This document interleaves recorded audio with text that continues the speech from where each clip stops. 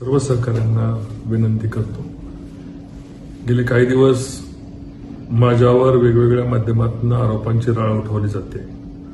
आपल्यालाही माहिती आहे की जे लोक आरोप करतात त्यांचा याच्यामागे काहीतरी दोष नाही, पण चुकीची माहितीद्वारे माझ्यावर आरोप होतात.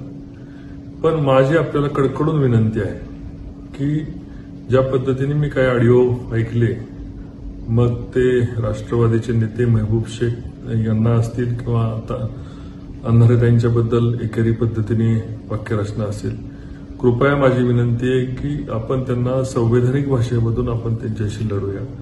त्यांच्या आरोपांना आपण त्यांचं समाधान करू, नाही झालं तर कायदेशीर आपण त्यांना उत्तर देऊ, पण अयोग्य पद्धतीने त्यांच्यावर टीका करू नये अशी माझ्या सर्व सहकाऱ्यांना विनंती आहे. आपली संस्कृती, आपली परंपरा आपण टिकवायची, आपल्याला बदला नाही घ्यायचा, आपल्याला बदलाव करायचा. जी घोषणा आपण गेले 1 वर्ष दिलेली आहे त्या घोषणेला अनुकरून आपलं वागणं असावं. जय हिंद, जय महाराष्ट्र.